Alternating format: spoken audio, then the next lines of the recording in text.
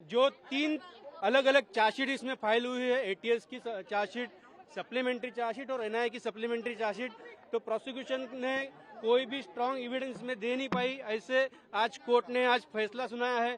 Court ने यह सुनाया है कि डेफिनेटली प्रोसिक्यूशन जो ब्लास्ट है वो प्रूव कर पाई, जो डेथ हुई है वो प्रूव कर पाई, लेकिन जो 101 इंजर्ड बोले थे उतने नहीं, लेकिन 95 इंजर्ड हुए ये प्रूव कर पाई।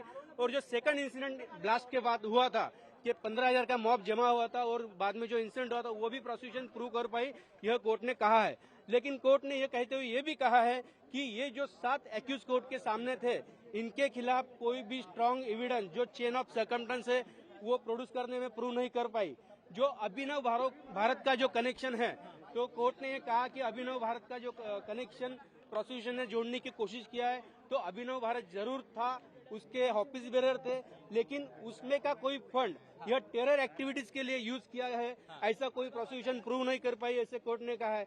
उसी के साथ जो मौका के बारे में जो कोर्ट ने कहा है, जो प्रीडिसीजर ने जो जजमेंट दिया था या हाईकोर्ट ने जो ऑब्जर्वेशन किया था, उसी तरह इस केस में जिस बेस पे राकेश धावड़े के बेस पे मौका लगाया था, तो मौका के लिए जो क्राइटेरिया होता है वो कंप्लीट न होने की वजह से मौका में से भी सबको एक्विट किया है। जो यूएपीए का सैंक्शन था इस केस में, यूएपीए सैंक्शन जो था वो फॉल्टी था, उस वजह से कोई भी यूएपीए के जो सेक्शन है 16 या 18 वो इसमें अप्लीकेबल नहीं हो सकते हैं, ये भी कोर्ट ने इसमें ऑब्जर्वेशन किया है। मुआवजे की भी बात की है कोर्ट ने। हाँ, कोर्ट ने कहा कि ये जो इंसिडेंट है, ये इंसिडेंट बहुत यानी खराब इंसिडेंट है, और इस इंसिडेंट की वजह से जो लोग गए हैं, जिनका नुकसान हुआ है विक्टिम्स का, वो डेफिनेटली पूरा नहीं हो सकता, भर के नहीं, लेकिन 2 लाख रुपए हर डिसीज के फैमिली को देने को कहा है और हर इंजर्ड के फैमिली को 50,000 रुपए देने का कोर्ट ने डायरेक्शन दिया है।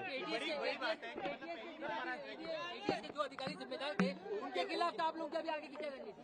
नहीं, डेफिनेटली जो आपने 7-11 में देखा या इस केस में देखा, कई सारे अधिकारी जो कॉमन है, इस बारे में हमने पिटीशन भी फाइल की है, जो इतने साल हमारे सब लोगों के बर्बाद हुए हैं, और उस वजह से अभी उस बारे में हम एक्शन लेंगे। कोर्ट ने ये भी कहा है कि जो एक एटीएस अधिकारी चतुर्वेदी के घर में आरडीएक्स प्लांट करते हुए देखा गया, उसके बारे में भी कोर्ट ने उसमें ऑब्जर्वेशन किया है, और डिटेल इसमें जब जजमेंट आएगा तब और बात कर सकते हैं। जी, ऐसा है कि जो 17 साल से ये केस चल रहा था, इस केस में जो 17 साल पहले जो एविडेंस था, उसी तरह जो 2016 में एनआईए का चार्जशीट आया था, उसमें जो कोई भी मटेरियल था उसी के बेस पे आज कोर्ट ने फैसला सुनाया है। कोर्ट ने ये कहा है कि इस केस में आरडीएक्स कहाँ से लाया गया, किसने लाया, कहाँ बॉम्ब असेंबल किए, आरडीएक्स कहाँ प्लांट किया गया था, ऐसे कोई भी चीजें प्रोसिक्यूशन प्रूव नहीं कर पाई है। प्रज्ञा ठाकुर की बाइक जो है उसको लेकर भी जो है चर्चा हुई। प्रज्ञा ठाकुर का बाइक का जो नंबर है, जो सीज नंबर है, वो मैच नहीं हुआ। इसके साथ जो एनआईए जिस तरीके से जांच कर रही है उसको लेकर भी विशेष टिप्पणी की गई। आपको लगता है कि एक स्पेसिफिक लोगों को जो है इसमें अटकाने के लिए इस तरीके का पूरा षड्यंत्र किया गया और बाद में जो लोग हैं उनको अटकाया गया, जो 7 लोग हैं उनको अटकाया गया? नहीं, ऐसा है कि जब कोई हाई प्रोफाइल केस होता है, अगर उसमें कोई पॉलिटिकल स्टेटमेंट्स होते हैं या प्रेशर आता है इन्वेस्टिगेटिंग एजेंसी के ऊपर, तो ऐसी गलतियां इन्वेस्टिगेटिंग एजेंसी के तरफ से होती है। तो वो अलग कुछ था, किसी को हटाना या डालना, वो मैं नहीं बता सकता, लेकिन जो एविडेंस कोर्ट के सामने वो देखा जाए तो ये एक्यूज सब जो है ये एक्विट हुए हैं।